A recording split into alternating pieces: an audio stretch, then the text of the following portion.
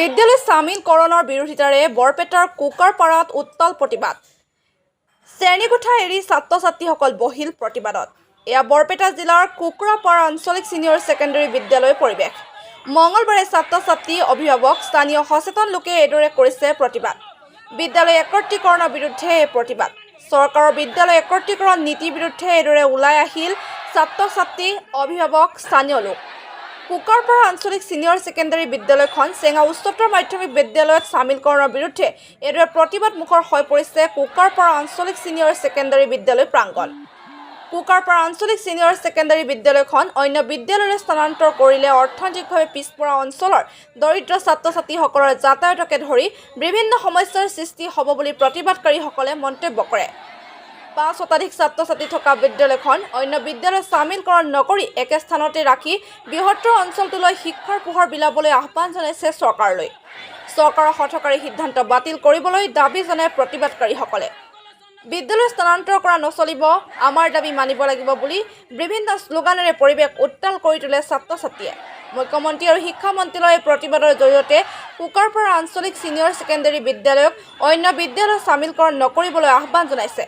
৭ নং দক্ষিণ পূব সৰুক্ষেত্ৰী জিলা পৰিষদৰ সদস্য বাবুল আলী, অৱসৰপ্ৰাপ্ত প্ৰধান শিক্ষক আলহাজ দৰবেশ আলী, অৱসৰপ্ৰাপ্ত প্ৰধান শিক্ষক সুমেশ আলী, অৱসৰপ্ৰাপ্ত প্ৰধান শিক্ষক ইয়াকুব আলী, অৱসৰপ্ৰাপ্ত প্ৰবক্তা চিৰাজুল হক চৌধুৰী, সমাজ সেৱক চান মহম্মদ আলীকে ধৰি কেইবাগৰাকী বিশিষ্ট লোকে এই প্ৰতিবাদত অংশগ্ৰহণ কৰি বিদ্যালয় চামিলকৰণৰ বিৰোধিতা কৰি এই বিদ্যালয় চামিলকৰণ বাতিল কৰিবলৈ চৰকাৰলৈ আহ্বান জনাইছে।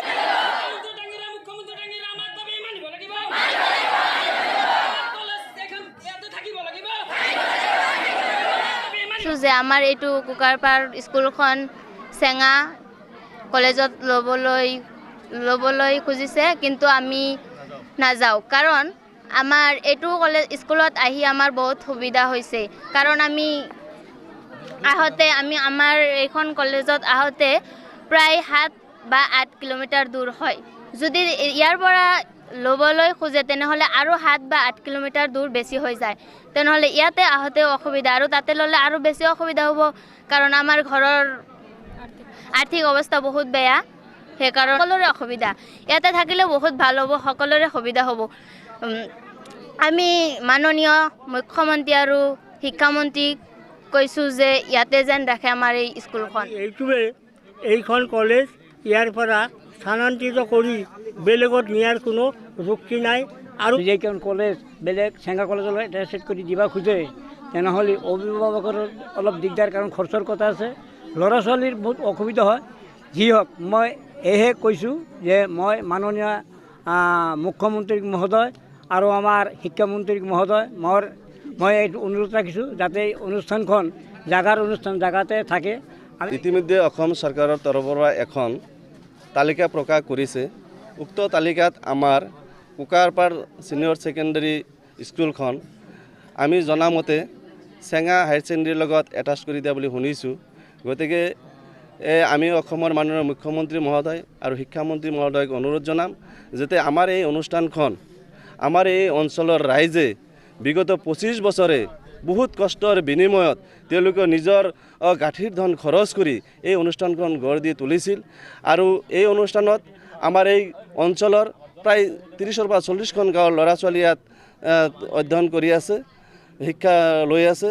আৰু এই ক্ষেত্ৰত আমাৰ এইখন কলেজত বৰ্তমানৰ 502জন ষ্টুডেণ্ট আছে। গতিকে মই আমাৰ মাননীয় মুখ্যমন্ত্ৰী মহোদয়ক অনুৰোধ জনাম যাতে তেওঁলোকে যি হঠকাৰী সিদ্ধান্ত এটা লৈছে, কোনো ধৰণৰ ছাৰ্ভে নকৰাকৈ, কোনো ধৰণৰ তথ্য পাতি নোহোৱাকৈ, যে আমাৰ এইখন কলেজ সৰুক্ষেত্ৰী সমষ্টিৰ একেবাৰে পূব প্ৰান্তত ইয়াত অৱস্থিত, আৰু এই কলেজৰ আশে-পাশে 5 কিলোমিটাৰৰ আশে-পাশে কোনো ধৰণৰ কলেজ নাই।